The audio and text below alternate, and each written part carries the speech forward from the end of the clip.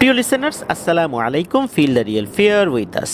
দেশ ও দেশের বাইরে যে যেখান থেকে আপনার হরর ওয়ার্ল্ডের আজকের হরর নাইটের ৭৭তম আয়োজনের সাথে যুক্ত হচ্ছেন বা পরবর্তীতে হবেন, সকলকে জানাচ্ছি শুভেচ্ছা ও ভালোবাসা। আশা করি সবাই ভালো আছেন, সুস্থ আছেন।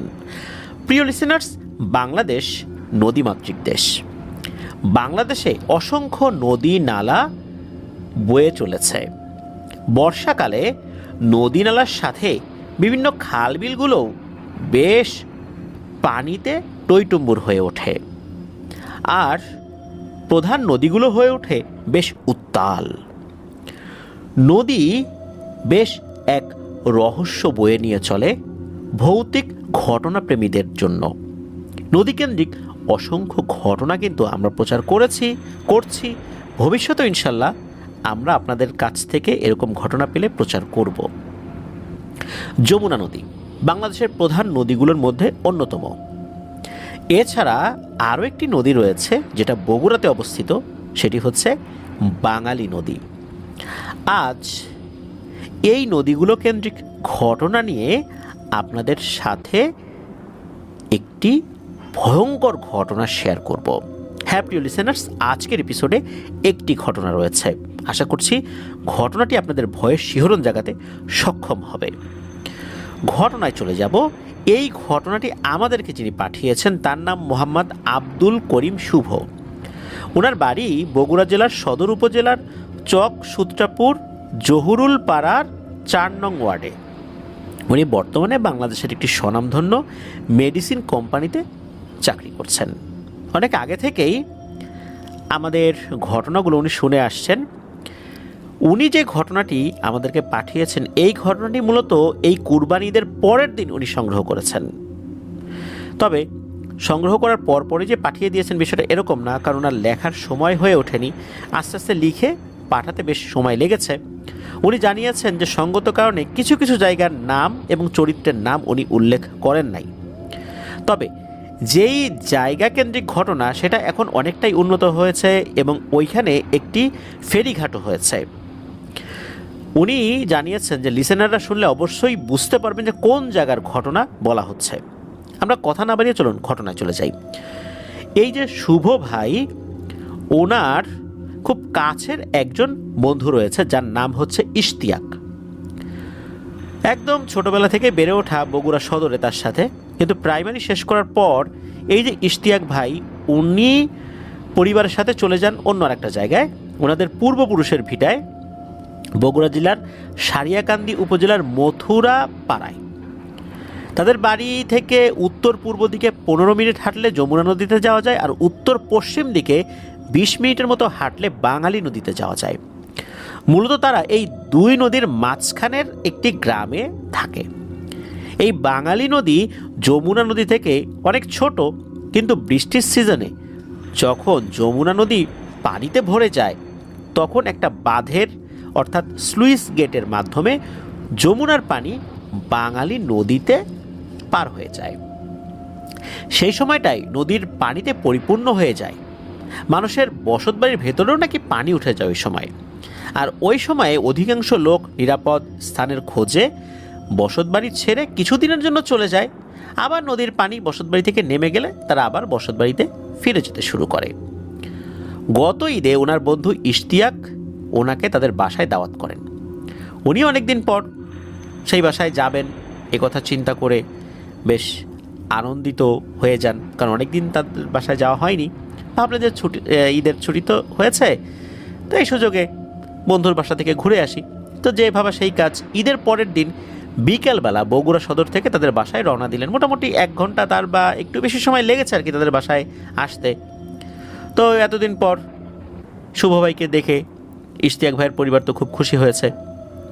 তো ইশতিয়াক ভাইয়ের মা, বাবা, দাদা, দাদি তাদেরকে অনেক আগে থেকে চিনতেন শুভ ভাই। অনেকদিন পর দেখা হয়েছে, তারা অনেক খুশি হয়েছে। তো আন্টি বললেন যে হাত মুখ ধুয়ে ফ্রেশ হয়ে আগে আসো, কিছু খাবার খাও, তারপর কথা হবে। তো যথারীতি হাত মুখ ধুয়ে এসে সবার সাথে খেতে বসে গেলেন। অনেকদিন পর আন্টির হাতে রান্না খাচ্ছেন, বেশ আনন্দের সাথেই খাচ্ছিলেন। খাওয়া দাওয়া শেষ করে বাইরে হাত ধুতে গিয়ে দেখেন যে বাইরে কিছু লোকজন এক জায়গায় জড়ো হয়ে কথা বলছে আর একটা মহিলা কান্নাকাটি করছে। তো বিষয়টা উনি বুঝতে পারেন না যে ঘটনাটা কি। এরপর উনি ইশতিয়াক ভাইয়ের বাবাকে প্রশ্ন করলেন যে আঙ্কেল কী হয়েছে বাইরে, এতজন মানুষ, আবার একটা মহিলা কান্নাকাটি করছে। তখন এই ইশতিয়াক ভাইয়ের বাবা অর্থাৎ আঙ্কেল বললেন যে গতকাল দুপুরে অর্থাৎ ঈদের দিন দুপুর থেকে একটা ছেলেকে পাওয়া যাচ্ছিল না। তারা নাকি ঈদের দিন সকালবেলা নতুন কাপড় চোপড় পরে ঘুরতে বের হয়েছে কিছু বন্ধুরা মিলে, তারপর দুপুরবেলা ঠিক করেছে যে যমুনা নদীতে গোসল করবে। তো বন্ধুরা রাজি হয়েছে, তারা যমুনা নদীতে গোসল করতে নেমেছে। একটা সময় বন্ধুরা খেয়াল করে যে ওই ছেলেটা পানিতে ডুব দিয়ে আর উপরে উঠছে না। তারপর কিছুটা সময় পার হলে তারা তাকে পানিতে যতটুকু পারে খুঁজেছে, কিন্তু তারা তাকে পায়নি। তারপর সেই ছেলেটির বাসায় খবর দিলে সেই ছেলেটির বাবা, কাকা এবং গ্রামের কিছু লোক সেখানে এসে জাল ফেলে খুঁজে দেখে যদি জালে আটকা পড়ে, কিন্তু না, কিছুই হলো না। অনেকে বলেছে ছেলেটি মারা গেছে আর লাশটা পানির স্রোতে ভেসে গিয়েছে, কিন্তু ছেলেটা যেখানে ডুব দিয়েছে সেখানে তেমন কোনো পানি নাই, আর কিছু কিছু দূরে পানি শুকিয়ে চর বের হয়ে গেছে। তাই স্রোতের কারণে যে লাশটা ভেসে যাবে এমনটাও হওয়ার কথা না। ডুবুরে দিয়েও অনেকটা সময় খোঁজাখুঁজি করেও ছেলেটাকে পাওয়া যায় না। এরপর তারা রাতের বেলা ফেরত আসে। ভোরবেলা নাকি ছেলেটাকে পাওয়া গেছে, যেখানে ডুবে গিয়েছিল ঠিক সেই জায়গাটাতেই তার লাশ ভেসে উঠেছে। তাই তারা সন্তান হারানোর শোকে কান্না করছে। তখন এই ইশতিয়াক ভাইয়ের দাদা বলেন প্রায়ই ওই জায়গার আশেপাশে পানিতে প্রতি বছর কেউ না কেউ নাকি মারা যায়, এবং উনি ছোটবেলা থেকে সেটা দেখছেন। আর ওনার বাবার নিষেধ ছিল এই বিষয়ে যে এভাবে হুটহাট করে গোসল করা যাবে না। তখন ইশতিয়াক ভাইয়ের দাদা বলে ওঠেন এই নদী নিয়ে অনেক বড় একটা ইতিহাস রয়েছে, আর সেটা উনি নিজের চোখেও দেখেছেন। তখন শুভভাই দাদাকে ঘটনাটি বলতে অনুরোধ করেন। তো যেহেতু শুভভাই রাতের বেলা ওই বাসায় আজকে থাকবেন, ওরকম প্রস্তুতি নিয়েই গিয়েছেন যে ওই বাসায় উনি রাত্রি যাপন করবেন, অনেকদিন পর গিয়েছেন। তো ওই দাদা তখন শুভভাইকে বলেন যে ঠিক আছে, এখন আর বলবো না, রাতের বেলা এই বিষয়টা বলবো, আপাতত এই ছেলেটার জানাজায় অংশগ্রহণ করি। তো যথারীতি বাদে শাহ ছেলেটির জানাজায় অংশগ্রহণ করেন, এমনকি এই শুভভাবে অংশগ্রহণ করেছিলেন। তো ছেলেটির দাফন কাফন সেরে বাড়িতে এসে হাত মুখ ধুয়ে ওনারা কিছুটা সময় বিশ্রাম নেন, এরপর খাওয়া দাওয়া করতে বসেছেন। তা খাওয়া দাওয়া শেষ করে এরপর দাদাকে বলছেন যে দাদা এখন পুরো ঘটনাটা বলেন তো, ঘটনাটা কি। তখন দাদা চেয়ার নিয়ে বাইরে বসলেন, ওনারাও সবাই বাইরে চেয়ার নিয়ে বসলেন, বাড়ির অন্য সদস্যরাও বসেছেন। তো দাদার আবার বিড়ি খাওয়ার অভ্যাস, দাদা বিড়ি জ্বালিয়ে ঘটনা বলতে শুরু করেছেন। তো এই যে দাদার বাবার নাম ছিল করিম মিয়া, সবাই দাদার বাবাকে করিম মাঝি বলে ডাকতেন। নৌকা দিয়ে রাতের বেলায় উনি মাছ ধরতেন, আর দিনের বেলা নৌকা দিয়ে মানুষ পারাপার করতেন, এই ঘাট থেকে ওই ঘাটে এইভাবে মানুষ পারাপার করতেন। আর যখন মানুষ পারাপার করতেন ওনার ধরা মাছগুলো যেগুলো রাতের বেলা ধরেছেন সেগুলো নৌকাতেই থাকতো। অনেক সময় লোকজন যারা নৌকাতে উঠতো তারাও কিনে নিত, আবার অনেক সময় উনি বাজারে গিয়েও বিক্রি করতেন। আর মানুষ পারাপার করে যত টাকা পেতেন সেই টাকা দিয়ে মোটামুটি সংসার ভালোই চলে যেত। তো এইভাবে করে ওনাদের দিন মোটামুটি ভালোই পার হচ্ছিল। এদিকে দাদারা ছিলেন দুই ভাই, এই দাদা ছিলেন বড় আর ওনার ভাই ছোট, আর ওনার নাম ছিল লয়া মিয়া, অর্থাৎ এই দাদার নাম যিনি ঘটনা বলছেন তার নাম হচ্ছে লয়া মিয়া। আর এই লয়া দাদার ছোট ভাইয়ের নাম ছিল সিদ্দিক মিয়া। ওনারা তখন ছোট, ওনার বাবা অর্থাৎ লয়া দাদার বাবা ছোট ভাইকেই বেশি ভালোবাসতেন, ওনার ছোট ছেলেকে, এটা উনি জানিয়েছেন। তো ওনাদের বাড়ি ছিল তখন নদীর পাড়ে, একদম কাছেই আর কি। ঘাটটার নাম হচ্ছে কাশবাড়ি ঘাট। তো ওনাদের বাড়ির দরজা থেকে যমুনা নদী দেখা যেত। তো চলছে দিনকাল মোটামুটি ভালোই, দিন যাচ্ছে, মাস যাচ্ছে, বছর যাচ্ছে, দুই ভাইও বড় হচ্ছেন, আস্তে আস্তে বড় হয়েও গেছেন। তো ওনার বয়স যখন 15 বছর, এই যে লয়া দাদার বয়স আর কি, তখন ওনার ছোট ভাইয়ের বয়স এই সিদ্দিক মিয়ার বয়স হচ্ছে 10 বছরের মতো। এই লয়া দাদা আবার ওনার বাবার সাথে অর্থাৎ করিম মাঝির সাথে রাতে মাছ ধরতে যেতেন। তো ওনার বাবা মাছ ধরতেন আর এই লয়া দাদা মাছ ধরা শিখতেন বাবাকে সাহায্য করার মাধ্যম দিয়ে। একদিন বিকেলবেলা হঠাৎ আকাশে কালো মেঘ ঘনিয়ে আসে, ওই সময় বৈশাখ মাস ছিল, আর সময়টা অনেক আগের ছিল, এখন থেকে প্রায় 50-60 বছর আগের কথা বলছি আর কি। তো ওনার বাবা তখন নৌকাতে করে মানুষ পারাপার করছিলেন। এই কাশবাড়ি ঘাট থেকে মানুষ নিয়ে মধুরগঞ্জ নামে একটা ঘাট আছে আর কি, সেখানে যাবেন। তো আকাশ কালো হয়ে গেছে, তো এই জন্য মানুষ খুব একটা বেশি আসছিল না ওই সময়। যে কয়টা মানুষ পেয়েছিলেন ইনস্ট্যান্ট, ওই মানুষগুলোকে নৌকাতে নিয়েই কাশবাড়ি ঘাটের দিকে রওনা হচ্ছেন। বলে রাখা ভালো, এই লয়া দাদাদের কাশবাড়ি ঘাট থেকে মধুরগঞ্জ যেতে 30 মিনিটের মতো সময় লাগতো। তো কাশবাড়ি ঘাটে পৌঁছেও গেছে প্রায়, এর মধ্যে শুরু হয় কালবৈশাখী ঝড়।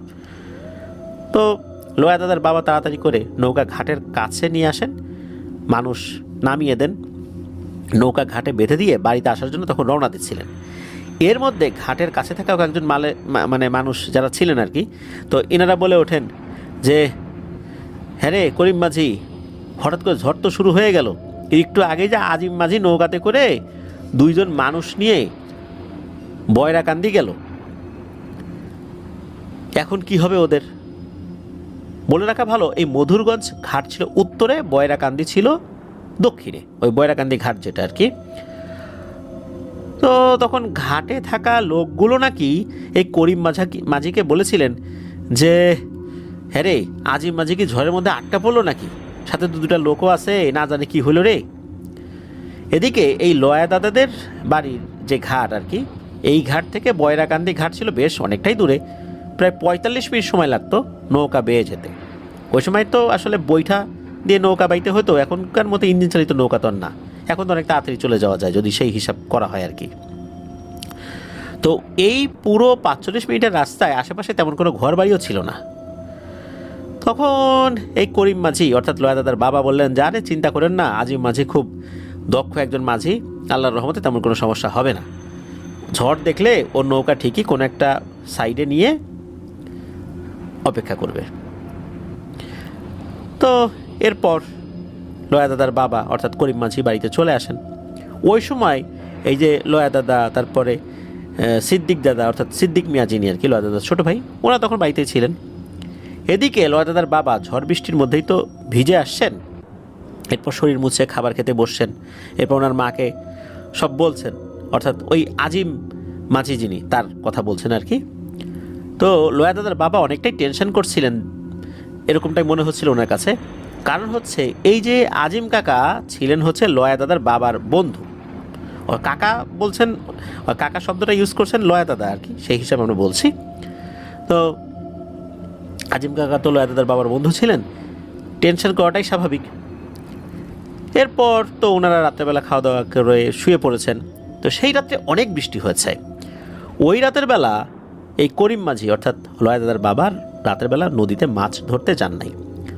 পরের দিন সকালবেলা চারদিকে হইচই শুরু হয়ে যায়, আজিম মাঝিকে পাওয়া যাচ্ছে না। অনেক খোঁজাখুঁজি করার পরেও আজিম মাঝিকে আর পাওয়া যায়নি, তার নৌকাও পাওয়া যায়নি। পুরো গ্রামে শোকের মাতম নেমে যায়। এইভাবে কয়েকটা দিন পার হয়ে যায়, তারপরও আসলে খোঁজ পাওয়া যায় নাই। জানা যায় যে আজিম মাঝির নৌকাতে আরও যে 2 জন যাত্রী ছিল তারাও নিখোঁজ হয়ে গেছে সেই দিন থেকেই। সেই 2 জনের পরিবারের লোকজন ওই ঘাটে আসছে, তাদেরকে খোঁজ করেছে। মূলত ওই সন্ধ্যায় আজিম মাঝি তার নৌকা সহ আর ওই 2 জন মানুষ সহ সবাই হারিয়ে গেছে। কেউ বলে ঝড়ে নৌকা নদীতে ডুবে গিয়ে সবাই মারা গিয়েছে, কেউ বলে ডাকাতের হাতে তাদের প্রাণ গিয়েছে, ডাকাতরা নৌকা ডুবিয়ে দিয়ে তাদেরকে মেরে পুঁতে ফেলেছে, এই কারণেই তাদের লাশ পাওয়া যাচ্ছে না। নৌকা যদি পানিতেই ডুবে যেত তাহলে একজনের লাশও তো দূরে কোথাও হলেও পাওয়ার কথা। এই কারণে সবাই ধারণা করেছে ডাকাত সবাইকে ধরে মেরে ফেলে দিয়ে মাটিতে পুঁতে রেখে নৌকা ডুবিয়ে দিয়েছে। আসলে এক একজন এক এক কথা বলছে, আসলে কি হয়েছে এটা কেউ বলতে পারছিল না। তাই এইভাবে চলে যায় 3 মাসেরও বেশি সময়।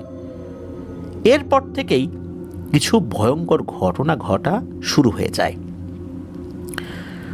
তো সময়টা আষাঢ় বা এরকম মাস আর কি, সারাদিন শুধু বৃষ্টি আর বৃষ্টি হচ্ছে। ওই দিন কখনো টিপটিপ বৃষ্টি, কখনো আবার জোরে বৃষ্টি। সারাদিন আকাশ কালো মেঘে ছেয়ে থাকে। এক রাতের বেলা এই লয়া দাদাদের পাশের বাড়ির একজন জেলে, তার নাম হচ্ছে হোসেন মিয়া, এই হোসেন মিয়া মাছ ধরতে নদীতে গিয়েছে। ওনাদের ঘাট থেকে একটু দূরে গিয়েছিল। সেদিন বৃষ্টির জন্য ওইভাবে লোকজন আর মাছ ধরতে যায়নি। টিপটিপ বৃষ্টির মধ্যে ভালোই মাছ পাচ্ছিল এই হোসেন মিয়া। হঠাৎ করে তার চোখ যায় একটু দূরে। সে দেখে দূর থেকে একটা নৌকা ভেসে আসছে, কিন্তু নৌকাটা দেখতে অন্যরকম লাগছিল তার কাছে। মনে হচ্ছে নৌকা থেকে একটা আলো আসছে, সেই আলো দিয়ে আশেপাশের কিছু অংশ দেখা যাচ্ছে। তো এই হোসেন মিয়া আরও খেয়াল করে সেই নৌকা আস্তে আস্তে তার নৌকার দিকে এগিয়ে আসছে। সে মনে মনে একটু ভয় পায়, কারণ হারিকেন বা কুপির আলো তো এত আলোকিত হয় না। নৌকাটা যখন আরও এগিয়ে আসে তার নৌকার দিকে, তখন মনে হলো যে নৌকাটার ছইয়ের ভেতরে দুইটা মানুষের মতো কিছু বসে আছে। আর নৌকার শেষের দিকে সাদা কাপড় দিয়ে পুরো মুখ ঢাকা কেউ বসে আছে, কিন্তু বৈঠা দিয়ে কেউ নৌকা বাইছে না। আজব নৌকা তো, বৈঠা দিয়ে কেউ বাইছে না। তারপর নৌকা এগিয়ে আসছে, আর আস্তে আস্তে তার নৌকার দিকে এগিয়ে আসছে। শুধু বৃষ্টি হচ্ছে, বাতাসও নেই, তাহলে নৌকা কিভাবে একা একা আসছে? নৌকার শেষে যে অবয়বটা বসেছিল, নৌকার আলোতে মনে হচ্ছিল দুই পা ভাঁজ করে মাথাটা তার হাঁটুর মধ্যে ঢুকিয়ে দিয়ে বসে আছে। আর নৌকার ছইয়ের ভেতরে বসে থাকা মানুষগুলো ঠিক একই রকমভাবেই বসে আছে। এই দৃশ্য দেখে হোসেন মিয়া অনেক ভয় পায়। এদিকে কি হয়, ওই নৌকাটা ঠিক তার নৌকার পাশে এসে একদম স্থির হয়ে যায়। মনে হচ্ছিল সেই নৌকাটা ঠিক তার নৌকার সমান সমানভাবে দাঁড়িয়ে পড়েছে, এক চুলও নড়ছে না। তখন এই হোসেন মিয়া কি করবে বুঝতে পারছেন না। এরই মধ্যে তার কাছে মনে হয় মৃদু সুরে কান্নার আওয়াজ আসছে, আর সেই কান্নাজড়িত কণ্ঠে কেউ বলে ওঠে, হোসেন, আমাকে বাড়ি নিয়ে যা। তখন এই হোসেন মিয়া ভয়ে ভয়ে বলে ওঠে, কে আপনি? আর এইভাবে বসে আছেন কেন? আপনি আমার নাম জানলেন কিভাবে? উত্তরে শুধু একটা কথাই আসে, হোসেন, আমাকে বাড়ি নিয়ে যা। এখানে আমার খুব কষ্ট হচ্ছে। আশেপাশে কিন্তু তখন কোনো নৌকা দেখতে পাচ্ছেন না হোসেন মিয়া। এই হোসেন মিয়া কি করবেন ওই সময় বুঝতে পারছেন না। তখন সে জাল এবং মাছ ধরার সরঞ্জাম ওইভাবে রেখে প্রাণপণে বৈঠা বাইতে শুরু করেছেন, কিন্তু মনে হচ্ছিল এই নৌকা 1 ইঞ্চিও সামনের দিকে এগোচ্ছে না। এরপর আবার নৌকার মধ্যে থাকা লোকটা বলে ওঠে, হোসেন, বললাম না আমাকে বাড়ি নিয়ে যা, আমার ভীষণ কষ্ট হচ্ছে। এই বলে ওই লোকটা সেকেন্ডেরও কম সময়ের মধ্যে সোজা দাঁড়িয়ে যায়। আমরা বসা থেকে উঠে যেভাবে দাঁড়াই, যে পদ্ধতিতে আর কি, সেইভাবে না, বসা থেকে মনে হলো সাঁ করে দাঁড়িয়ে গেল। মানুষ কিন্তু এভাবে দাঁড়ায় না, বসা থেকে দাঁড়ানোর জন্য একটা বিশেষ পদ্ধতি মানুষ অবলম্বন করে। এই লোকটা এইভাবে দাঁড়ালো না, একদম সোজা দাঁড়িয়ে গেল। আর লোকটা ছিল নৌকার এক প্রান্তে। দাঁড়ানোর সাথে সাথেই মনে হলো নিমিষেই নৌকার শেষ প্রান্তে আবার চলে এসেছে, মানে এক প্রান্ত থেকে অন্য প্রান্তে। আর যেই প্রান্তে এসেছে সেই প্রান্তে এই হোসেন মিয়া বসে আছে। তখন এই হোসেন মিয়া আবারও ভয়ে ভয়ে বলে ওঠে, কে আপনি? তখন কি করে, ওই অবয়বটা মুখের উপর থেকে সাদা কাপড়টা সরিয়ে দেয়। তখন এই হোসেন মিয়া দেখে, আরে এটা তো আর কেউ না, এটা সেই আজিম মাঝি, গত বৈশাখ মাসের বিকেলের ঝড়ের ভেতরে পড়ে নৌকা সহ সে হারিয়ে গেছে, সাথে 2 জন লোকও হারিয়ে গেছে। নৌকা, ওই 2 জন লোক, তাকে খুঁজে পাওয়া যায় নাই। 3 জন লোক আর নৌকা হারিয়ে গেছে। তো এইটা সেই হোসেন মাঝি যেটা দেখলো আর কি, সেটা হচ্ছে এই আজিম মাঝিকে দেখেছে। এই হোসেন মাঝি বা হোসেন জেলে দেখলো আজিম মাঝিকে। তো এই দৃশ্য দেখে হোসেন মিয়া তো মারাত্মক ভয় পায়। সে ভয়ে ভয়ে অবয়বের মুখের দিকে আবারও যখন একবার তাকিয়েছে, তখন দেখে এই অবয়বের চেহারাটা কেমন ফ্যাকাশে হয়ে গেছে, যেমনটা পানিতে ডুবে মারা গেলে হয় ঠিক তেমন। আর এবার দেখা গেল তার চোখের মধ্যে কোনো মণি নাই, মনে হচ্ছে কালো গভীর গর্ত হয়ে আছে। এমনটা দেখলে যে কেউই ভয় পাবে। তখন ওই আজিম মাঝির অবয়ব যেটা, সেটা হাতটা একটু লম্বা করে এই হোসেন মিয়ার হাতটা খপ করে ধরে ফেলল। আর তখন বলে উঠল, হোসেন, আমাকে বাড়ি নিয়ে চল। তখন এই হোসেন মাঝির শরীরটা পুরোটা যেন অবশ হয়ে গেছে, এক ফোঁটাও নড়তে পারছে না। তখন তো এই হোসেন মিয়া তার জানা যত সূরা কিরাত ছিল সব মনে মনে পড়তে শুরু করেছে, কিন্তু ভয়ের কারণে এগুলো সব এলোমেলো করে ফেলছিল, ভুলে যাচ্ছিল। এরপর সে আর সাহস ধরে রাখতে না পেরে সেন্সলেস হয়ে যায়। সকালে সে নিজেকে তার বাড়িতে আবিষ্কার করে। সে ভয়ে ভয়ে কথা বলতে পারছিল আসলে কোনো মতে, আর তার শরীর কাঁপুনি দিয়ে উঠছিল। এক নজরে অন্যদিকে সে তাকিয়ে থাকতো, কথাবার্তাগুলো এলোমেলো ছিল, ওভাবে বোঝা যাচ্ছিল না। এরপর একজন মসজিদের হুজুর নিয়ে আসা হয়, উনি পানি পড়া দেন, সেই পানি পড়া কিছুটা খাইয়ে দেওয়া হয়। হুজুর বলেন আস্তে আস্তে ঠিক হয়ে যাবে ইনশাল্লাহ। এই বলে হুজুরটা চলে গিয়েছেন। অনেকটা সময় পর এই হোসেন মিয়া একটু স্বাভাবিক হলে প্রথমে সে পানি খেতে চায়। এরপর তাকে যখন পানি দেওয়া হয় সে বলে আরও পানি খাবো, আরও পানি খাবো। এরকম করতে করতে এক কলস পানি সে একাই খেয়ে ফেলে। এরপর সে কিছুটা স্বাভাবিক হয় এবং সব কথা খুলে বলে যে কি হয়েছে। এরপর সে বলে যে আমি বাড়িতে আসলাম কি করে। তখন তার পরিবার এবং অন্যান্য লোকজন বলে যে সকালবেলা একজন নৌকা নিয়ে ফজরের আগে ফিরছিল, সে দেখতে পায় নৌকার মধ্যে কেউ শুয়ে আছে। তারপর ডাকাডাকি করার পরও যখন না ওঠে তখন সে কাছে গিয়ে দেখতে পায় যে এটা হোসেন মিয়া। এরপর ওই ব্যক্তি তাকে বাসায় নিয়ে আসে। তো যাই হোক, হোসেন মিয়ার ঘটনা এখানেই কিন্তু শেষ হলো না। এরপর থেকে রাতের বেলা ঘুমালে এই হোসেন মিয়া শুধু একটা স্বপ্নই দেখত। ওই যে আজিম মাঝি স্বপ্নে এসে তাকে বলে, হোসেন আমার খুব কষ্ট হচ্ছে, আমাকে বাড়িতে নিয়ে যা, আমাকে নিয়ে যা, নিয়ে যা। এই কথা কয়েকবার বলার পর খপ করে এই হোসেন মিয়ার হাত চেপে ধরে, আর হাত চেপে ধরে হোসেন মিয়াকে টানা হেঁচড়া করতে থাকে ওই অলৌকিক নৌকাতে উঠিয়ে নিতে। আর সাথে সাথে হোসেন মিয়ার ঘুম ভেঙে যেত। একই স্বপ্ন বারবার সে দেখত। বেশ কয়েকজন হুজুরকে দেখিয়েছে, হুজুররা কিছুই বুঝতে পারে না আসলে ব্যাপারটা কি। হুজুররা কোনো উপায় বের করতে পারে না। তারপর বিভিন্ন কবিরাজও দেখানো হয়, তারাও কোনো কিছুই বলতে পারেনি, কেউ কোনো উপকার করতে পারেনি। আসলে তার জ্বর এসেছিল, দিন দিন জ্বর বাড়তে থাকে, জ্বরের ঘোরে উল্টোপাল্টা কথা বলতে থাকে, আর মাঝে মাঝেই পানি খেতে চায়। আর যখন পানি খায় এক কলস পানি সে একাই শেষ করে দেয়। এমন ভয়ঙ্কর পিপাসা তার লাগে, যেটা স্বাভাবিক পিপাসা না।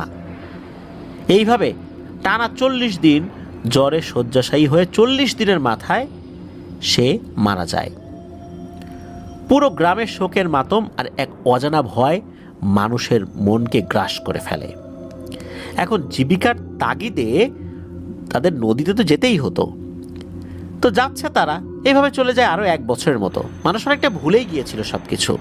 এই যে আজিম মাঝি, হোসেন মিয়া, এদের কথা অনেকটাই ভুলে গিয়েছে, কারণ এই 1 বছরের মধ্যে তেমন কোনো ঘটনা ঘটেনি।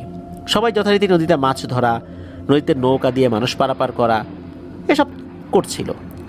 এরপর ঘটে আবার নতুন একটা ঘটনা। এক রাত্রে কয়েকজন মাঝি একসাথে তাদের নৌকা নিয়ে মাছ ধরছিল। তেমন মাছ না হওয়ায় অন্য মাঝিরা ভাবছে যে মাছ যখন জালে তেমন ধরা পড়ছে না, তো রাতও বেশি হয়ে গেছে, বাড়িতে চলে যায়। এইভাবে আস্তে আস্তে অধিকাংশ মাঝি বাড়িতে চলে যায়। থাকে শুধু একজন, তার নাম হচ্ছে কুমার মাঝি। তো সবাই চলে যাওয়ার পর সে আবার বেশ মাছ পাচ্ছিল। সে তো মনে মনে অনেক খুশি, অন্য জেলায় তো মাছ পায় নাই, সে মাছ পাচ্ছে। আর আরও বেশি করে মাছ ধরার নেশা তাকে জেঁকে বসেছে। বেশি মাছ পেলে বাজারেও বিক্রি করতে পারবে, বাসায় খাওয়ার জন্য রাখতে পারবে। অনায়াসে এই মাছ বিক্রির টাকা দিয়ে 2-3 দিন চলে যাবে। এই ভেবে সে আরও মাছ ধরা চালিয়ে যাচ্ছে। জ্যোৎস্নার রাত ছিল, তাই সে চাঁদের আলোয় অনেকটা দূর পর্যন্ত দেখতে পাচ্ছিল ভালোভাবেই। হঠাৎ চোখ যায় একটু দূরে, সে দেখতে পায় একটা আলোকিত নৌকা তার দিকে এগিয়ে আসছে। সেও নৌকাতে এত আলো দেখে অনেকটাই অবাক হয় এবং ভাবতে থাকে, এত আলোকিত নৌকা সে আগে তো এই ঘাটে দেখেনি, কোথা থেকে এলো এই নৌকা। তখন তার মনে পড়ে যায় সেই হোসেন মিয়ার কথা। সেও তো এমন একটা অলৌকিক আলোকিত নৌকার উদাহরণ দিয়েছিল মারা যাওয়ার আগে। তখন এই মাঝি ভাবতে থাকে যে আচ্ছা এইটা সেই নৌকা না তো। কুমার মাঝি এটা ভাবছে, সে ভেবে অবাকও হচ্ছে, ভয়ও পাচ্ছে। তারপরও মনে করলো আরে ধুর না, এটা কিছু না। সে নিজের মনে আবার মাছ ধরা শুরু করেছে। আসলে সে তখন নিজেও জানে না রাত কয়টা বেজে গেছে। আর ওদিকে সেই আলোকিত নৌকাটা আস্তে আস্তে এই কুমার মাঝির নৌকার কাছে আসতে থাকে। মাছ ধরতে ধরতে বারবার কিন্তু তাকাচ্ছিল নৌকাটার দিকে। নৌকাটা আস্তে আস্তে কিন্তু কুমার মাঝির নৌকার কাছে চলেও এসেছে। এবার সে মনে মনে ভয় পেতে শুরু করে। তখন ভাবে যাক, আজকে আর মাছ ধরবো না, বাড়ি চলে যাই। এই ভেবে জাল গুটিয়ে নেওয়ার প্রস্তুতি শুরু করেছে এবং গুটিয়েও নিয়েছে। এবার বাড়ির উদ্দেশ্যে যাত্রা শুরু করেছে। নৌকার শেষ প্রান্তে বসে বৈঠা বাইতে শুরু করেছে। আস্তে আস্তে তার নৌকা চলতে শুরু করেছে। কিন্তু এইবার মনে হলো অলৌকিক ওই নৌকাটা, যেটা বেশ কিছুটা দূরে ছিল, চোখের পলকে এই কুমার মাঝির নৌকার সামনে চলে আসছে। তখন কুমার মাঝি তো মারাত্মক ভয় পায়, আর কান্না কান্না কণ্ঠে সেই অলৌকিক নৌকার মধ্যে থেকে কেউ একজন বলে ওঠে, কুমার, আমাকে বাড়ি নিয়ে যা, আমার এখানে খুব কষ্ট হচ্ছে। এই কথা শুনে এক মুহূর্তের জন্য কুমার মাঝি নিজেকে হারিয়ে ফেলে। তখন সে ভয়ে ভয়ে নৌকার দিকে ভালো করে তাকিয়ে দেখে হোসেন মিয়া মৃত্যুর আগে যে কথাগুলো বলে গিয়েছিল সেই কথাগুলো হুবহু মিলে যাচ্ছে। সেই আজিম মাঝির মতো অবয়ব, চেহারাটা দেখতে ফ্যাকাশে, চোখের মধ্যে কোনো মণি নাই। এই জিনিসটা তো মিলে গেল, আর সেই জিনিসটাই সে দেখছে। তখন কুমার মাঝি মনে মনে মারাত্মক ভয় পাচ্ছে। সে ভাবে আজই তার জীবনের শেষ রাত, আর হয়তো বা সে বাঁচবে না। ভয়ের মাত্রাটা আরো বেড়ে যায় যখন সেই অবয়ব কুমার মাঝির দিকে তাকিয়ে একটা ভয়ঙ্কর হাসি দিয়ে তার হাতটা লম্বা করে খপ করে ধরে ফেলে আর বলে, কুমার, আমাকে বাড়ি নিয়ে যা। এই বলে কুমার মাঝির হাতটা টানতে শুরু করে। এর মধ্যে অলৌকিক নৌকার ছইয়ের মধ্যে বসে থাকা দুইটা সাদা কাপড় পরা অবয়ব উঠে কুকুরের মতো বসেছে, আর কুকুরের মতো এক লাফ দিয়ে নদীর পানিতে ঝাঁপ দিয়েছে। কুমার মাঝি প্রাণপণে চেষ্টা করছিল তার হাতটা ছাড়াতে, কিন্তু সে ব্যর্থ হচ্ছিল। একটা সময় তার মনে হচ্ছিল সেই অবয়বটা তাকে টেনে তার নৌকার দিকে নিয়ে যাচ্ছে। এমত অবস্থায় মনে হচ্ছিল কুমার মাঝি যেই নৌকাতে আছে, এই কুমার মাঝির নৌকাটা কোনো এক অদৃশ্য শক্তি ভয়ঙ্করভাবে দোলাচ্ছে। এই পাশ থেকে কেউ একবার ধাক্কা দিচ্ছে, ও পাশ থেকে ধাক্কা দিচ্ছে। মনে হচ্ছিল এই অবয়ব দুটোই মনে হয় নিচে গিয়ে এইভাবে নৌকা দোলাচ্ছে। কুমার মাঝি তখন তার জানা যত মন্ত্র ছিল তার ধর্মে, সেগুলো তো পড়া শুরু করেছে, কিন্তু মন্ত্র কি আর ওই সময় মনে থাকে? সব এলোমেলো হয়ে যাচ্ছিল ভয়ে। কিছুই সে মনে করতে পারছিল না, যাও মনে করতে পারছিল এলোমেলো হয়ে যাচ্ছে। একটা পর্যায়ে কুমার মাঝির মনে হয় তার নৌকা এখনই উল্টে যাবে। কুমার মাঝিকে টেনে ওই অলৌকিক নৌকাতে এখনই হয়তো বা নিয়ে যাবে। তখনও ওই অবয়বটা শুধু একটা কথাই বলছিল, কুমার, আমার খুব কষ্ট হচ্ছে, আমাকে বাড়িতে নিয়ে চল। এত কিছুর পরেও সে কিন্তু হাজার ভয়ের মধ্যেও তার সেন্স ধরে রেখেছে এবং প্রাণপণ লড়ে যাওয়ার চেষ্টা করছে। কারণ সে জানে যদি তাকে একবার কোনো মতে ওই অলৌকিক নৌকাতে নিয়ে যায় তাহলে তার বাঁচার আর কোনো সুযোগ নেই। আল্লাহর রহমতে তার ভাগ্যটা অনেক ভালো ছিল। সে প্রাণপণ চেষ্টা করে হাতটা ছাড়িয়ে নিতে সক্ষম হয়, আর সাথে সাথে বৈঠা নিয়ে নৌকা বাইতে শুরু করে তার বাড়ির ঘাটের দিকে। ঘাটের কাছে চলেও আসে, কিন্তু পেছন থেকে তবুও ওই অবয়বটা বারবার বলছে, কুমার, আমাকে নিয়ে গেলি না, আমাকে বাড়িতে নিয়ে যা ভাই, আমার খুব কষ্ট হচ্ছে। কুমার মাঝি কোনো মতে নৌকা ঘাটে ফিরিয়ে সব কিছু ফেলে প্রাণপণে ছুটে এক দৌড়ে বাড়ির উঠোনে গিয়ে চিৎকার দিয়ে সেন্সলেস হয়ে যায়। তার চিৎকার শুনে পরিবারের লোকজন বেরিয়ে এসে দেখে কুমার মাঝি উঠানে পড়ে আসে। পাড়া প্রতিবেশীও চলে আসছে, ধরাধরি করে তাকে ঘরে নিয়ে শুইয়ে দেওয়া হয়, চোখে মুখে পানি ছিটিয়ে দেওয়া হয়। কিন্তু ওই রাত্রে তার জ্ঞান আর ফেরেনি। পরের দিন প্রচণ্ড জ্বর, গায়ে সেন্স ফেরত আসে। ফেরত আসার পর গত রাত্রে ঘটে যাওয়া ঘটনা সব কিছু খুলে বলে। তার পরিবারের লোকজন একজন কবিরাজকে ডেকে নিয়ে আসে। কবিরাজ সব কিছু শোনে, তার মতো করে হালকা ঝাড়ফুঁক করে দেয়, বলে ভয় পাওয়ার কিছু নাই, ওই একটু একটু হয়েই থাকে এগুলা। তো সেই কবিরাজ পানি পড়া, সরিষার তেল পড়া দিয়ে যায়, বলে যে এগুলা খাওয়াও আর শরীরে মালিশ করো। কিন্তু সমস্যা সেটা হলো তার অবস্থা ওই হোসেন কাকার মতো হয়ে যায়। সেও জ্বরে ভুগতে ভুগতে 40 দিনের মাথায় সে মারা যায়। তবে সে ওই রকম কোনো স্বপ্ন দেখেছিল কিনা ওই হোসেন মিয়ার মতো এটা জানা যায় না। কুমার মাঝি যেহেতু হিন্দু ধর্মাবলম্বী ছিলেন, তাই তাদের ধর্মীয় রীতি মোতাবেক তার দেহ সৎকার করা হয়। তো কুমার মাঝির মৃত্যুর পর লোকজন এই বিষয়টা নিয়ে ভাবতে শুরু করে। সোনাতলা উপজেলার একটি গ্রামে বসবাসরত একজন বৃদ্ধ আলেমের কথা জানতে পারেন। সেই আলেমের নাম ছিল মুসা, সবাই মুসা হুজুর নামেই তাকে চিনতেন। তখন গ্রামের কিছু লোক মিলে সেই বৃদ্ধ আলেম মুসা হুজুরের কাছে যান এবং তাকে প্রথম থেকে ঘটে যাওয়া সব ঘটনা খুলে বলেন। হুজুর বলেন, ঠিক আছে, আগামী বৃহস্পতিবার আমি আপনাদের এলাকায় যাব ইনশাল্লাহ, আর বিষয়টা আমার অনুগত জিনদের থেকে শুনে বিষয়টা ভালো করে বুঝে একটা সমাধান দেওয়ার চেষ্টা করতে হবে। বিষয়টা খুব জটিল বলে মনে হচ্ছে। কেন এমনটা হচ্ছে বিষয়টা তো আসলে পরিপূর্ণভাবে না জেনে এর সমাধান করার চেষ্টা করা যাবে না, চেষ্টা করলেও সফল হওয়া যাবে না। তো এই সমস্ত পরামর্শ দিয়ে মুসা হুজুর ওনাদেরকে গ্রামে ফেরত যেতে বলেন। কিছু উপদেশও দিয়ে দেন, যেমন হুজুর বলে দেন যে আমি আপনাদের গ্রামে না যাওয়া পর্যন্ত আপনারা কেউ বেশি রাতের বেলা নদীতে কেউ মাছ ধরবেন না, একা একাও কেউ মাছ ধরতে যাবেন না, দরকার হলে দিনের বেলা মাছ ধরবেন। তারপর সবাই ওখান থেকে বিদায় নিয়ে চলে আসেন এবং বৃহস্পতিবারের জন্য অপেক্ষা করতে থাকেন। চলে যায় কয়েকটা দিন। যথারীতি মুসা হুজুরের কথা অনুযায়ী কেউ আর একা একা মাছ ধরতে যেত না, আবার বেশি রাত পর্যন্ত কেউ মাছও ধরতো না। কয়েকজন মিলে মাছ ধরতে যেত, চলে আসলে সবাই একসাথেই চলে আসতো। যদি কেউ দূরে থাকতো সবাই একসাথে হাঁক দিত, অর্থাৎ চিৎকার করতো, এই কেউ আসো আশেপাশে। যদি কেউ একটু মাছ ধরতে দূরেও থাকতো, দেখা গেলো যে স্রোতের কারণে বা মাছ ধরতে ধরতে একটু দূরে চলে গেছে, আর প্রত্যেকটা নৌকায় কিন্তু বাতি থাকতো, হারিকেন বা অন্য কোনো আলো থাকতো, যার কারণে বোঝা যেত দূরে কেউ আছে কিনা। তখন দূরে থাকলেও তারাও চিৎকার দিত, এই আমি আসতেছি যেও না। এইভাবে সবাই চলে আসতো। ওই কয়েকটা দিন এইভাবেই তারা কাজ করেছে। আল্লাহর রহমতে কয়েকদিনের মধ্যে কোনো সমস্যা হয় নাই। তো মুসা হুজুর কথা অনুযায়ী বৃহস্পতিবার বিকেলে সাথে আরও 3 জন ছাত্র নিয়ে আসছেন।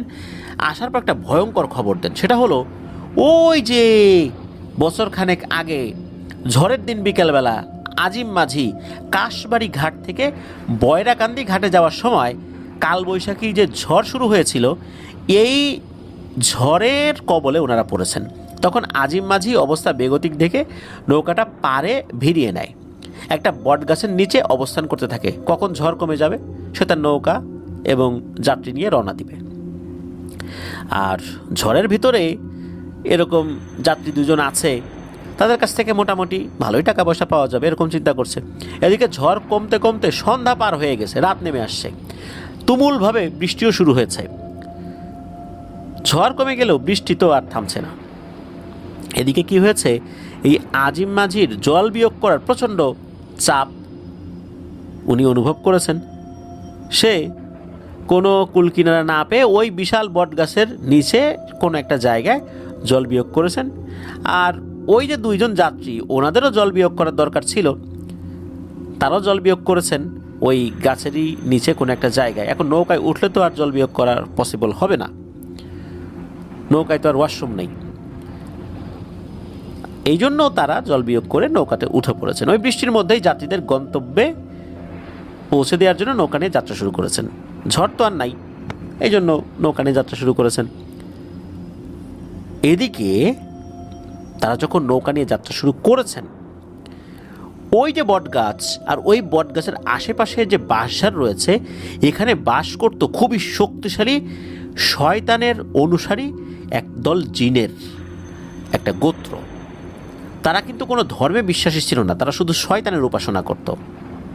আর ওই জায়গায় মাঝে মাঝেই তারা নরবলি দিত শয়তানকে খুশি করার জন্য।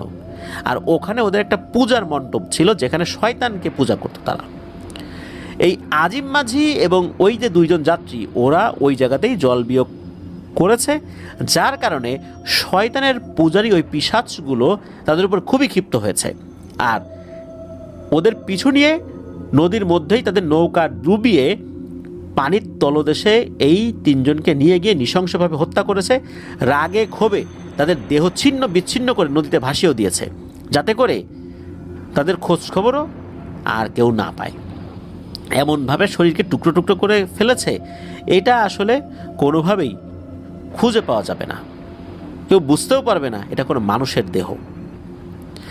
আর তাদের শক্তি বৃদ্ধি করার জন্য এবং শয়তানকে খুশি করার জন্য এইভাবে আলোকিত অলৌকিক নৌকাতে ওই আজিমের রূপ ধরে মানুষকে তাদের মায়ায় আটকিয়ে 40 দিনের মধ্যে তাদেরকে হত্যা করত। তারা এভাবে আরও মানুষের জীবন নেবে যে কোনো উপায়ে। তারা বিভিন্ন এলাকার মানুষ, শিশু বাচ্চাদেরকে বলি বানিয়ে তাদের শক্তি বৃদ্ধি করত। কিন্তু তারা এখন আজিম মাঝি সেজে মানুষকে ধোঁকা দিয়ে নতুন করে এই ধান্দা শুরু করেছে। মূলত তারা এতটাই ক্ষিপ্ত হয়েছে যে এই এলাকার যে মানুষগুলো রয়েছে আজিম মাঝি স্রোত ধরে, অর্থাৎ তাদের যারা হারিয়ে গিয়েছিল ওই সময়, যাদেরকে হত্যা করা হয়েছে, এই যে আজিম মাঝি, এনার স্রোত ধরে এই এলাকার মানুষের উপর এক প্রতিশোধ নিচ্ছে। কারণ আজিম মাঝি যেই গ্রামের লোক ছিল সেই গ্রামের মানুষের উপর প্রতিশোধ নিচ্ছে। এই গ্রামের আরও মানুষকে এইভাবেই বলি বানাবে তারা। তো হুজুর জানান যে আমার অনুগত গোয়েন্দা জিন এই তথ্য আমাকে এনে দিয়েছে, আর আমাকেও এই ঝামেলায় না জড়াতে অনুরোধ করেছে। কারণ ওই নির্জন বটগাছ এবং আশেপাশের বাঁশঝাড়ে 1000-এরও বেশি শয়তানের পূজারী পিশাচ জিন বসবাস করে, আর ওদের সাথে লড়াই করার মতো সাধ্য এখন আমার নেই।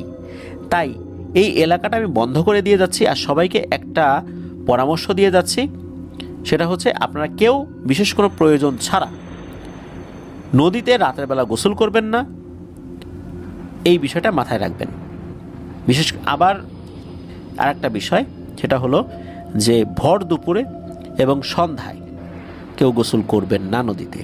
আশা করা যায় যে এমনি টুকটাক সমস্যা যদি কিছু হয়েও থাকে, বড় কিছু ঘটবে না ইনশাল্লাহ।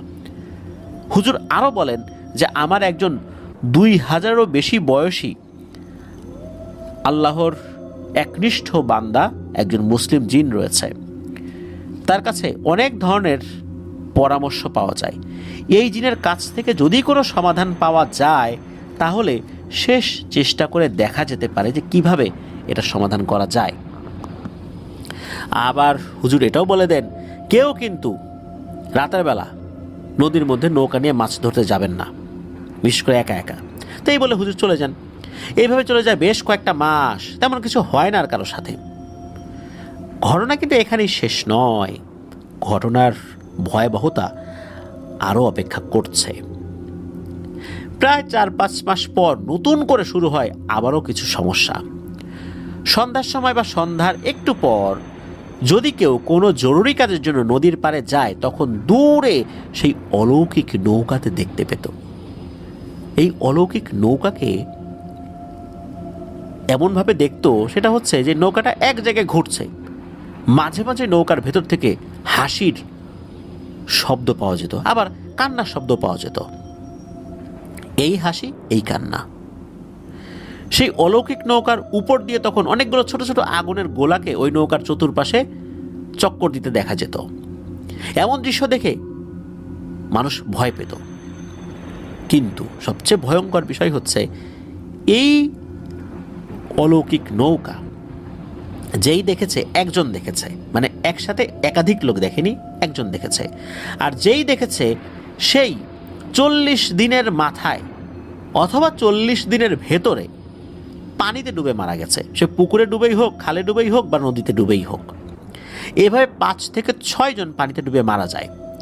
এরপর মানুষ আতঙ্কিত হয়ে অনেকে নিজের বসতবাড়ি ছেড়ে অন্য জায়গায় চলে যেতে শুরু করে। অনেকে আবার স্বপ্নের মধ্যে সেই অলৌকিক নৌকাকেও দেখতে পেত। তবে স্বপ্নের মধ্যে অলৌকিক নৌকাকে দেখলে কেউ মারা যেত না, শুধু বাস্তবে যদি কেউ সেটা দেখতো, তাহলে 40 দিনের মধ্যে বা 40 দিনের ঠিক মাথায় পানিতে ডুবে সে মারা যেত। এর মাসখানেক পর এই যে লয়া দাদা ছোট ভাই সিদ্দিক মিয়া, উনি নৌকায় যাত্রী নিয়ে একটু দূরে যাবার কারণে তার ঘাটে ফিরে আসতে সন্ধ্যা গড়িয়ে রাত নেমে আসে। তখন সে খেয়াল করে দূর থেকে কান্নার আওয়াজ ভেসে আসছে। তখন সে পেছনে ফিরে দেখে তার পেছনে সেই অলৌকিক নৌকা, আর কেউ একজন নৌকার মধ্য থেকে বলছে, আমাকে নিয়ে যা, আমাকে নিয়ে যা, এই বলে বিকট শব্দে হাসি শুরু করেছে। তখন দাদার ছোট ভাই ভয়ে ভয়ে দ্রুত নৌকা বাইতে শুরু করে। নৌকা বাইতে বাইতে একটা পর্যায়ে তীরে চলেও আসে। এরপর নৌকা বেঁধে দৌড় দেওয়া শুরু করে, পেছন দিকে আর তাকায় নাই। তো কিছুক্ষণ বাসায় চলে আসছে, পরিবারের সবাইকে এই ঘটনা খুলে বলেছে। তখন পরিবারের সকলে ধারণা করে হয়তোবা আবার কোনো একটা নিরীহ মানুষের জীবনের সমাপ্তি ঘটবে, কিন্তু কেউ ধারণাও করেনি যে এই যে সিদ্দিক মিয়া যিনি, অর্থাৎ লয়া দাদার ছোট ভাই, সেই মারা যাবে। এই ছোট দাদা পুকুরে গোসল করতে গিয়ে পৃথিবীর মায়া ত্যাগ করে চলে যায়। মাত্র অল্প কয়েকদিনের মাথায়, সেটা 40 দিনও হয়নি।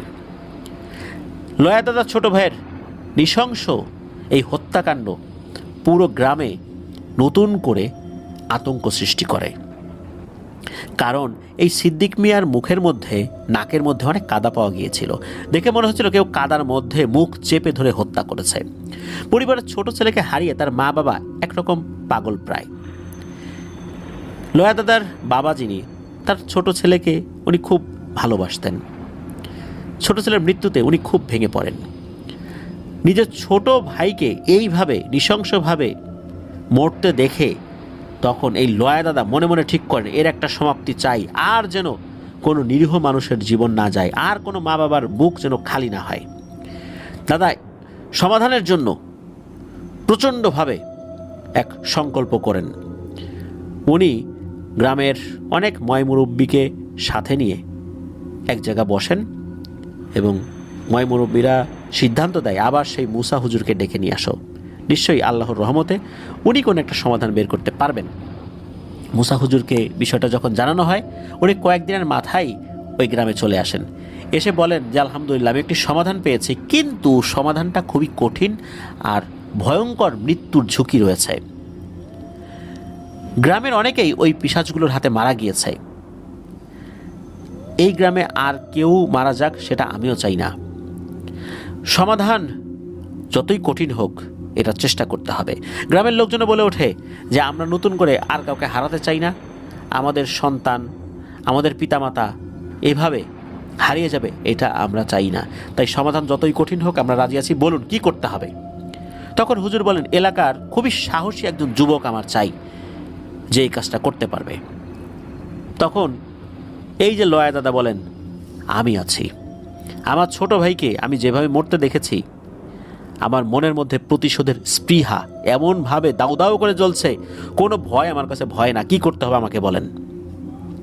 তখন হুজুর এক পাশে তাকে ডেকে নিয়ে যান আর অন্য লোকদেরকে বলেন যে আপনাদের চিন্তার কোনো কারণ নাই, ওকে আমি বলে দিচ্ছি কিভাবে কি করতে হবে, আপনাদের সেটা শুনতে হবে না, আপনারা পরে জানবেন ইনশাল্লাহ।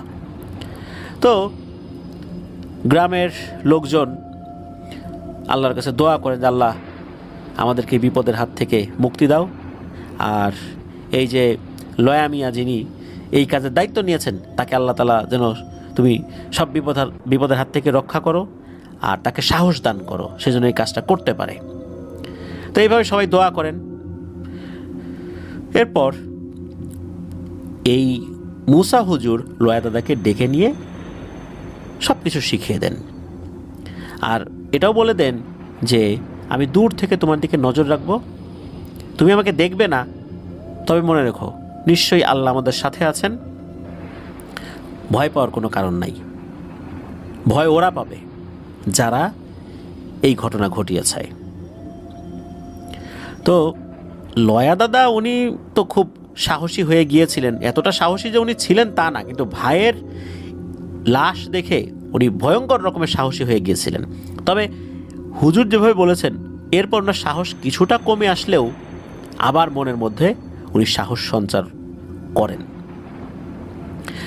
গ্রামের নিরীহ মানুষদের মৃত্যুর কথা ভেবে আবার উনি সেই সাহসটা ফেরত আনেন, কারণ এই কাজটা অনেক কঠিন একটা কাজ ছিল।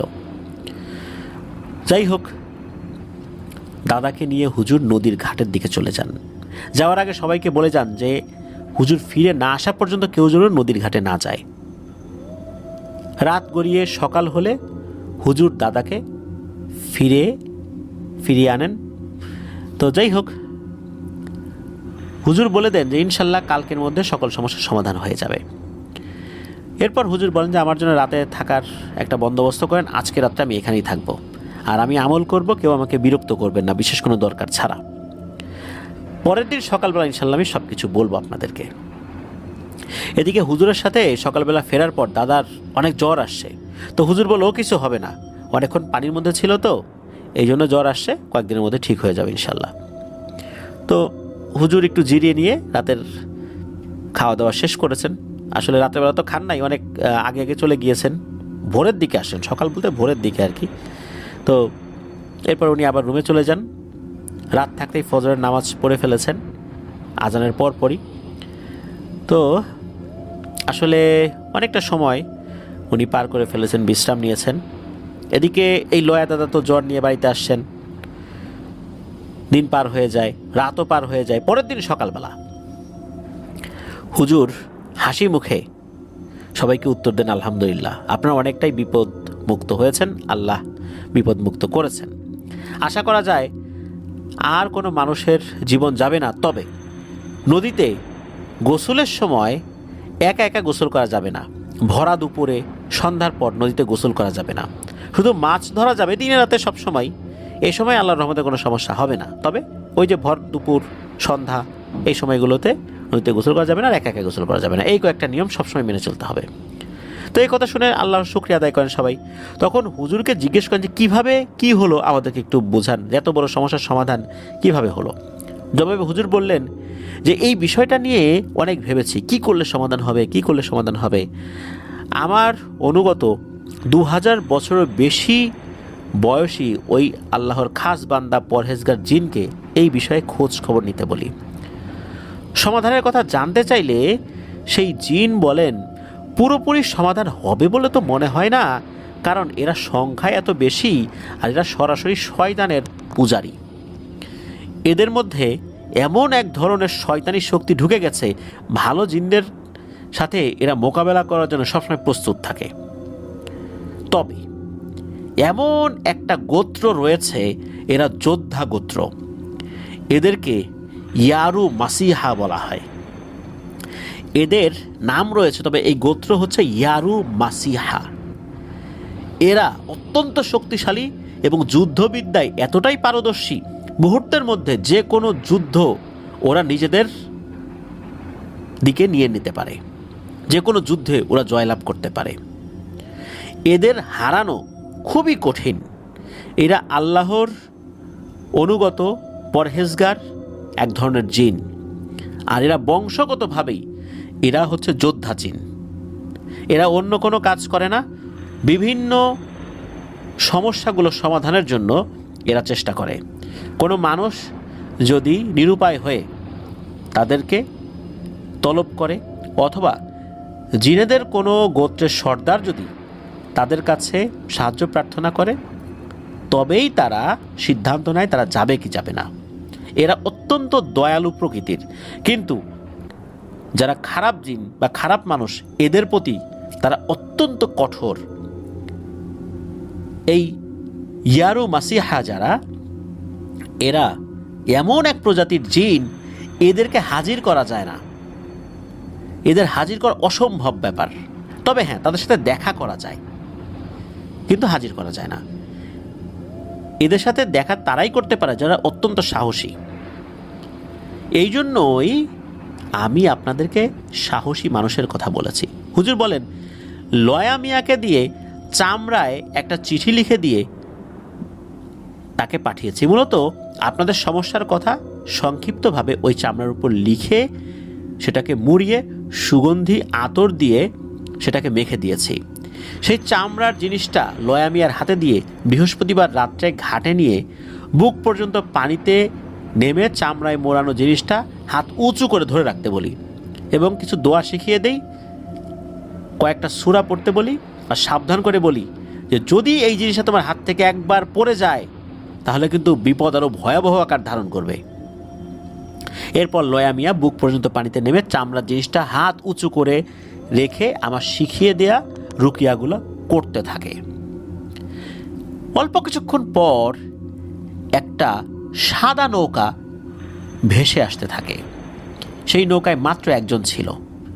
নৌকাটা কেউ বাইছিল না, কিন্তু একা একাই নৌকাটা এই লয়া মিয়ার পাশে এসে দাঁড়ায়।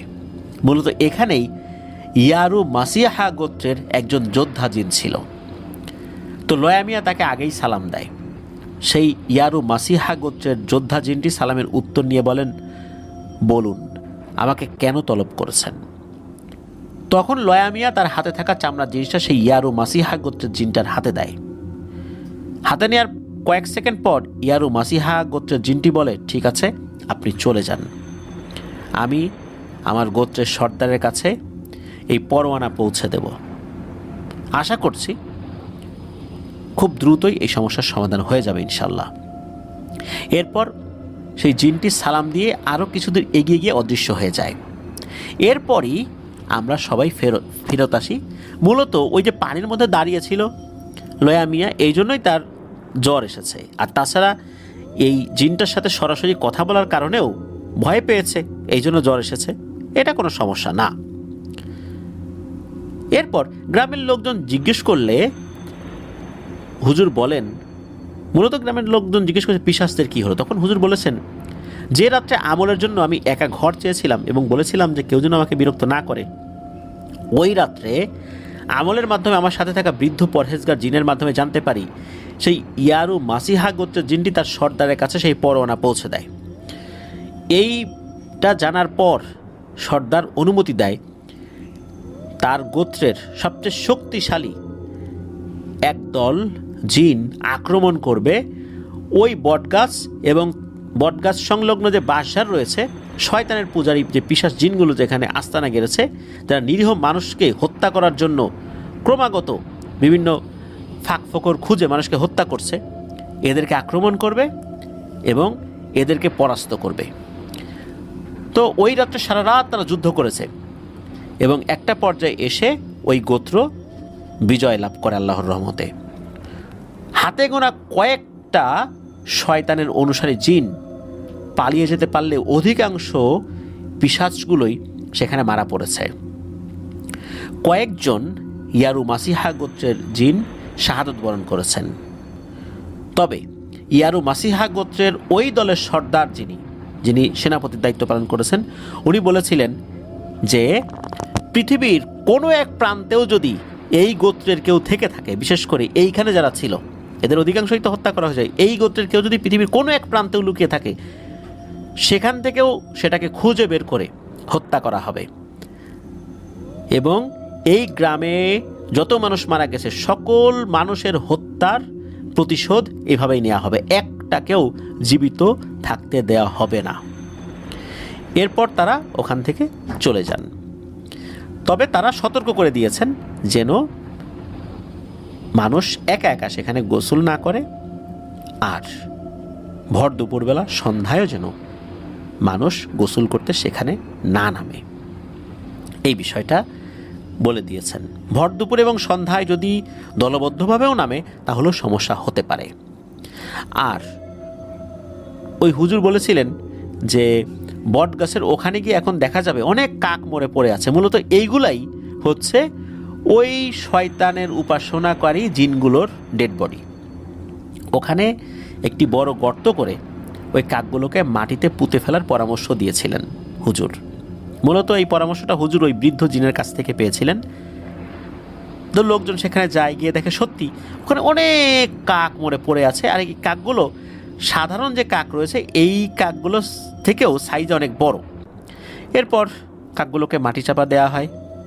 আল্লাহর রহমতে এরপর থেকে আর তেমন কোনো সমস্যা হয়নি। ওই যে মৃত্যুর নৌকা, এই মৃত্যুর নৌকার কারণে অসংখ্য মানুষের জীবন কিন্তু চলে গেছে। তো লয়া দাদা বলেছেন যে আগের সেই বাড়ি, মা বাবার কবর, তার ছোট ভাই সিদ্দিক মিয়ার কবর, মৃত্যুর নৌকার ঘাট সবই ভয়াল যমুনার ভাঙনে হারিয়ে গেছে। সাথে সাথে এই সত্য ঘটনাটাও হারিয়ে যেতে বসেছে। তো লয়া দাদা যে ঘটনাটি বলেছেন, এই ঘটনাটি অনেকটাই হারিয়ে যাচ্ছিল। আলহামদুলিল্লাহ আফরন দ্য হর ওয়ার্ল্ডের মাধ্যম দিয়ে এই ইয়ারু মাসিহা গোত্রের জিনদের এই বীরত্ব এবং ওই গ্রামের অনেক মানুষের করুণ মৃত্যুর ঘটনা আবারও আমরা তুলে ধরার চেষ্টা করেছি। ধন্যবাদ জানাচ্ছি মোহাম্মদ আব্দুল করিম শুভ ভাইকে আপনার পাঠানো এই ঘটনার জন্য। আপনাদের হরর ওয়ার্ল্ডের পক্ষ থেকে লয়া দাদাকেও জানাচ্ছি আন্তরিক অভিনন্দন, ভালোবাসা। আশা করছি আমাদের এই ঘটনা উনিও শুনবেন, ওনার পরিবারের লোকজন শুনবেন। এই ঘটনার মাধ্যম দিয়ে অনেকটাই হারিয়ে যেতে বসা ঘটনাটি বাংলাদেশ সহ বিশ্বের বিভিন্ন প্রান্তে ছড়িয়ে ছিটিয়ে থাকা বাংলা ভাষাভাষী মানুষের কাছে পৌঁছে যাবে। এভাবেই এই ঘটনাটি আবার পুনরুজ্জীবন লাভ করবে ইনশাল্লাহ। প্রিয় লিসেনার্স, আজকের এপিসোড এ পর্যন্তই ছিল। কেমন লাগলো আজকের এই ঘটনাটি? আশা করছি ঘটনাটি আপনাদের ভয়ের শিহরণ জাগাতে সক্ষম হয়েছে আলহামদুলিল্লাহ। আপনারাও আমাদেরকে ঘটনা পাঠাতে থাকুন, লিখে বা রেকর্ড করে পাঠাতে হবে ইমেল অ্যাড্রেসে। ইমেল অ্যাড্রেসটা বলে দিচ্ছি, afnandaharworldbd@gmail.com। স্পেলিংটাও বলে দিই, AFNANTHEHORRORWORLDBD, afnandaharworldbd@gmail.com। স্পেলিংটাও আমরা আমাদের ভিডিওর ডিসক্রিপশনে দিয়ে রেখেছি, সেখানে গিয়ে স্পেলিংটা চেক করে নিতে পারবেন। ঘটনা কেমন লাগলো তা জানিয়ে ভিডিওর কমেন্ট সেকশনে কমেন্ট করতে পারেন। এছাড়া আমাদের ফেসবুক পেজ এবং গ্রুপ তো রয়েছে আপনাদের হরর ওয়ার্ল্ড নামে, সেখানে গিয়েও আপনারা আপনাদের মতামত জানাতে পারেন। এই ভিডিওর লাইক বাটনে প্রেস করতে ভুলবেন না, আর ভিডিওর লিঙ্কটা বেশি বেশি করে শেয়ার করে দেবেন, যাতে অনেকেই এই সত্য লিজেন্ডারি ঘটনাটা শুনে সত্যিকার ভৌতিক ঘটনার অনুভূতি পেতে পারেন। প্রিয় লিসেনার্স, বিদায় নিচ্ছি।